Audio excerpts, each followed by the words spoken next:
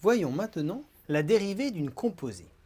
F est une fonction qui va de I dans R, qui est dérivable en un point A, et G qui va de J dans R et qui est dérivable en F de A. Alors attention, hein, dérivable en F de A.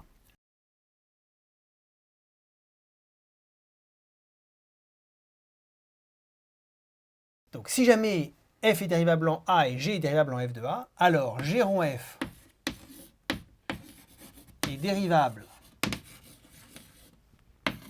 en A et G rond F' de A est égal à G' au point F de A fois F' de A. Donc là, à droite, vous avez les hypothèses et à gauche, vous avez la conclusion. Hypothèse, conclusion. Eh bien, je vais le démontrer. On regarde G rond F de X moins G rond F de A sur X moins A. Donc ça, c'est égal à G de F de X moins G de F de A sur X moins A. Et ça, je vais le réécrire. Hein. Vous voyez, on a G de F de X moins G de F de A. Finalement, c'est comme si on avait une nouvelle variable qui était F de X ici. Et donc, c'est égal à G de F de X moins G de F de A sur F de X moins F de A fois F de X moins F de A sur X moins A. Et à ce moment-là, ça, évidemment, ça tend vers F' de A lorsque X tend vers A. Et puis ici, c'est comme si on avait ici un grand X. Quand X tend vers petit a, grand X, il tend vers F de A. Et donc ici, c'est le taux d'accroissement de G en F de A. Et donc ça tend vers G' au point F de A. Et après, produit de limite, on obtient bien que G rond F' en A, c'est G' au point F de A fois F' de A. C'est une petite preuve toute jolie, et honnêtement, c'est assez convaincant. Malheureusement, c'est pas tout à fait exact. Pourquoi? Parce que vous divisez par f de x moins f de a. Or, rien ne vous dit que lorsque x est proche de a, f de x ne pourrait pas être égal à f de a. Et donc, on serait amené ici à diviser par 0. Et évidemment, on ne peut pas diviser par 0. Donc, cette égalité, elle ne pose pas de problème tant que f de x est différent de f de a. Mais si f de x est égal à f de a, s'il arrive que f de x soit différent, que f de x soit égal à f de a pour x différent de a, eh bien, ça ne prouve pas grand-chose. Alors, je vous propose de modifier un peu cette preuve. Hein. C'est la même idée, mais de l'écrire un petit peu différemment. On va poser h de t qui est égal alors à g de t moins g de f de a sur t moins f de a si t est différent de f de a. Et puis, c'est égal à g' de f de a si t est égal à f de a. Bien, je suis justement en train de séparer le cas où f de x est égal à f de a. Vous voyez? Je suis en train de dire, si jamais, ici, le dénominateur est égal à 0, alors je ne divise pas par 0, je dis que c'est égal à g' de f de a. Alors cette fonction-là, h, eh bien, elle a comme limite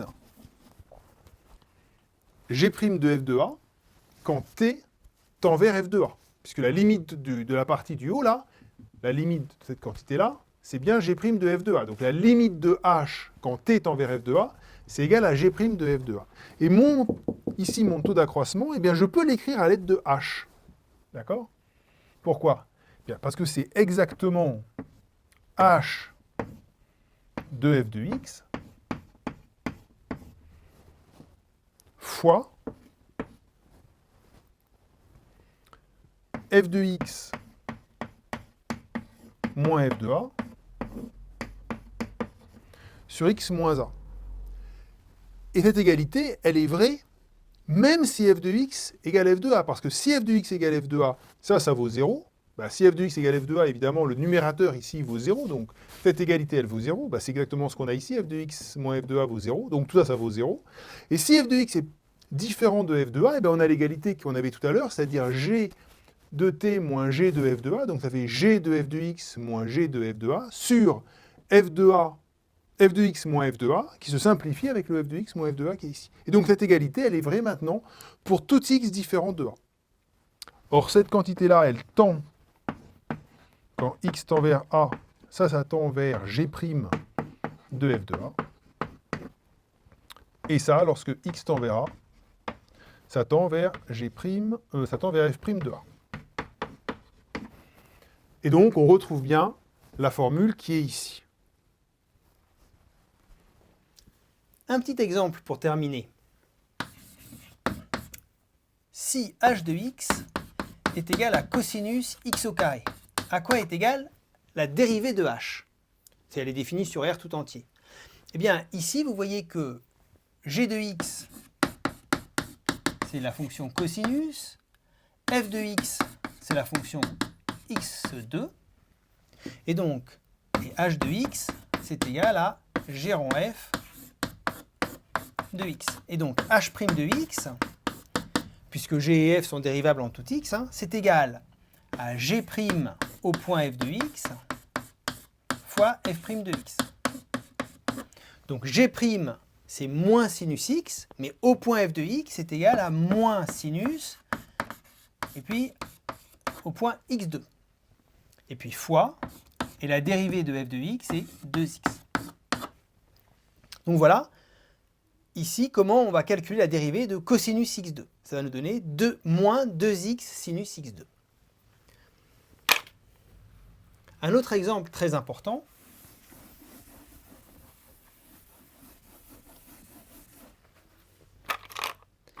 c'est si l'on a une fonction u qui ne s'annule pas,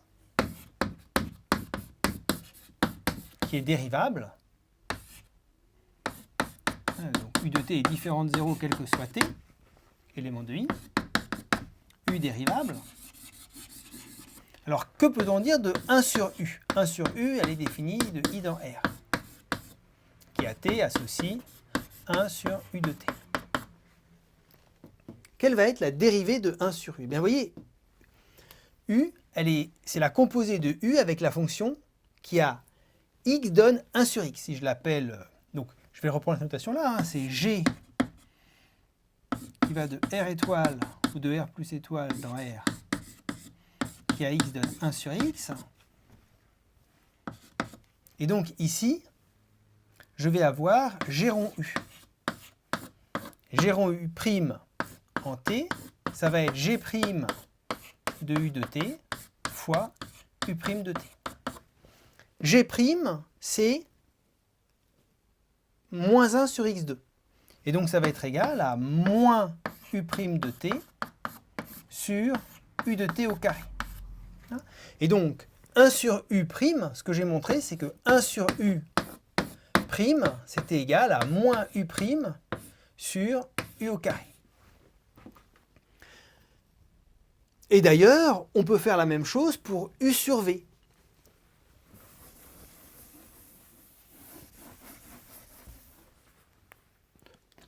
Ou v sur u. Bon, u sur v, prime. C'est pareil que u fois 1 sur v, prime. C'est un produit, donc c'est égal à u' fois 1 sur v plus u fois 1 sur v prime. Donc ça nous donne u' sur v moins u' moins u fois v' sur v carré. Et si on met tout au même dénominateur, ça nous donne u' v moins u v' sur v carré, qui est évidemment une formule à connaître. Alors je n'ai pas écrit ici les hypothèses, eh bien il faut que u et v soient définis sur des intervalles, qu'ils soient dérivables au point t, et que v de t soit non nul. Vous avez tous les éléments pour calculer des dérivées de fonctions très compliquées.